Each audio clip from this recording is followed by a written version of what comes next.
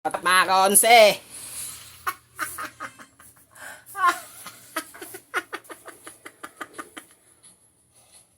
hindi nyo na naman kung nasaan ako mga kaonse, no?